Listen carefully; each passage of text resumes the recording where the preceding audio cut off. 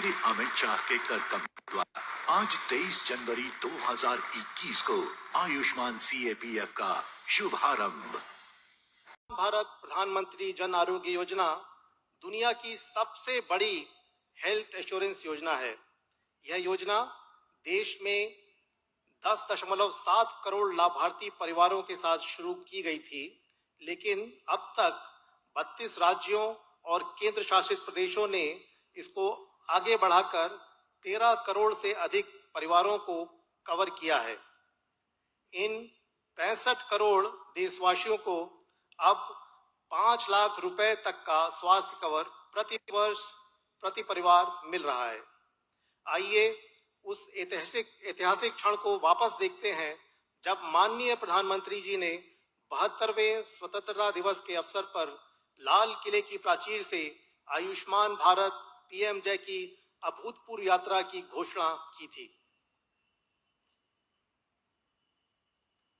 देश के गरीब से गरीब व्यक्ति को, सामान्य जन को आरोग्य की सुविधा मिले, इसलिए गंभीर बीमारियों के लिए और बड़ी अस्पतालों में सामान्य मानवी को भी आरोग्य की सुविधा मिले, मुफ्त में मिले।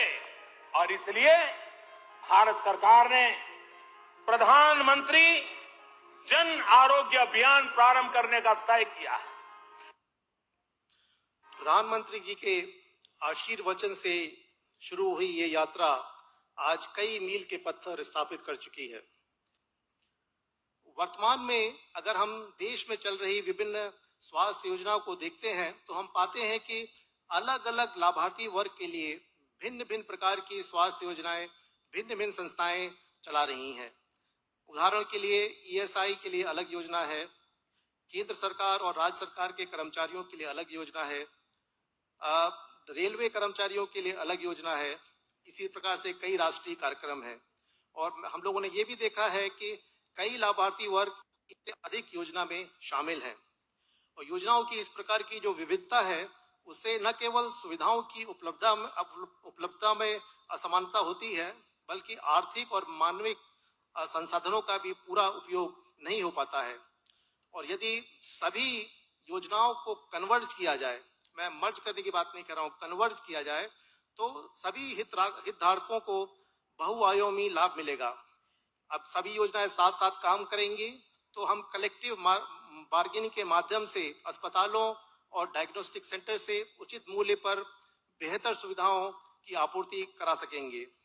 इतने बड़े लाभार्थी आधार के बावजूद हमारे पास इकोनॉमीज ऑफ स्केल का पूरा दोहन नहीं है। योजनाओं के कन्वर्जेंस से हम जो हमारे रिसोर्सेज हैं, ह्यूमन एंड फाइनेंशियल, उनको हम लोग ऑप्टिमली यूज कर पाएंगे। कन्वर्जेंस से पूरा डिजिटाइजेशन भी संभव होगा। इससे आसानी से सभी को कैशलेस और पेपरलेस सुविधा भी हो सकती है। और दूसरी तरफ जो अस्पतालों का बड़ा नेटवर्क है उसको भी हम पूरी तरह से हार्नेस कर सकते हैं। और जैसा कि पहले DG महोदय ने बताया था कि जो योजनाओं से हमारे स्वास्थ्य रिकॉर्ड, ट्रांजैक्शन डेटा निकलेंगे, उससे जो एनालिसिस और डिसीजन मेकिंग में और फ्यूचर में किस तरह से हम लोग सुविधाएं प्रदान करें, उसमें सहायता मिलेगी। और NHA का एक बड़ा स्ट्रॉन्ग ग्रीवेंस मैनेजमेंट सिस्टम है, उसको भी सभी स्कीम्स इस्तेमाल कर सकती हैं। तो वर्तमान में हमने ये भी देखा है कि कई योजनाओं में धोखाधड़ी और शिकायत के निवारण की मजबूत प्रणाली नहीं है। ऐसे में अक्सर देखते हैं कि एक योजना ने किसी अस्पताल को धोखाधड़ी के लिए डी-इम्पैनल किया, लेकिन वो दूसरी योजना में अभी भी इम्पैनल्ड है। ऐसा तभी होता है क्योंकि योजनाओं में आपस में सामंजस्य नहीं है।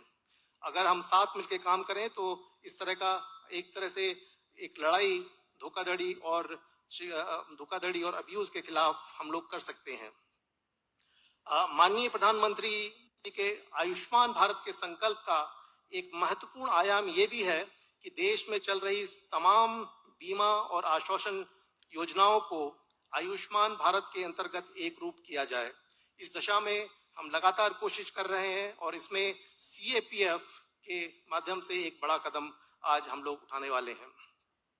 वर्तमान में गृह मंत्रालय द्वारा CAPF के जवानों को उनके परिवारजनों को कॉम्प्रिहेंसिव ओपीडी और आईपीडी संबंधित स्वास्थ्य सेवाएं दी जाती हैं। ये सेवाएं वो या तो सरकारी अस्पतालों में या सीएपीएफ के अस्पतालों में या सीजीएचएस के अस्पतालों में या सीजीएचएस से सूचीबद्ध निजी अस्पतालों में ले सकते हैं। लेकिन जब आयुष्मान भारत प्लेटफॉर्म के साथ जुड़ेंगे तो उसमें इनको सुविधा लेने में आसानी होगी और उनकी सुविधा की गुणवत्ता और सुगमता में उत्तरोत्तर वृद्धि होगी। इस नई योजना से जवानों को और जवानों के परिवारों को कई लाभ होंगे। जो इस समय लाभ मिल रहे हैं वो पूर्णतः मिलते रहेंगे। अस्पतालों में पेपरलेस और कैशलेस सुविधाएं मिलेंगी। पहले की तरह इलाज के खर्च पे कोई सीमा नहीं होगी। पोर्टेबिलिटी की सेवा के अंतर्गत देश के किसी भी राज्य में योजना का लाभ लिया जा सकता है। योजना के तहत अस्पतालों की संख्या 10 गुने से अधिक बढ़ जाएगी। इस समय सीएपीएफ के पास जहां पे वो जा सकते हैं करीब 1000 अस्पताल हैं और आयुष्मान भारत के पास करीब 24,000 अस्पताल हैं, जिसमें कि 10,000 से अधिक अस्पताल प्राइवेट अस्पताल हैं, जिससे कि जो संख्या है जहां पे की सुविधा मिल सकती है उसमें भयंकर वृद्धि होगी। इसके अलावा शिकायत निवारण के लिए जो हमारा 24/7 कॉल सेंटर है उसके माध्यम से शिकायतों का समयबद्ध तरीके से निवारण भी होगा। अगर मैं सरकार के दृष्टिकोण से देखूं तो सीएपीएफ कर्मियों को बेहतरीन सेवा देने के अलावा बहुत सारे अधिक लाभ भी हैं। एक तो योजना का दुरुपयोग में अंकुश लगेगा। दूसरा, प्रभावी ढंग से योजना की निगरानी और मूल्यांकन किया जा सकेगा और फीडबैक के आधार पर सेवा की गुणवत्ता में सुधार किया जा सकेगा। इन सभी से योजना का कुशल और किफायती क्रियान्वयन संभव होगा। आसाम में आज पीएमजे और सीजीएचएस के अस्पतालों में आयुष्मान भारत सीएपीएफ के शुभारंभ के बाद फरवरी में इस योजना के अंतर्गत असम में लाभार्थियों के लिए हम रिएम्बर्समेंट मॉड्यूल शुरू करेंगे। इसका विस्तार उत्तर पूर्वी राज्यों और पूर्वी राज्यों में किया जाएगा। मार्च में इस योजना का विस्तार उत्तरी और पश्चिमी भारत में किया जाएगा और मार्च के अंत में दक्षिणी राज्यों और शेष बचे अन्य आयुष्मान भारत राज्यों में इसका विस्तार करेंगे।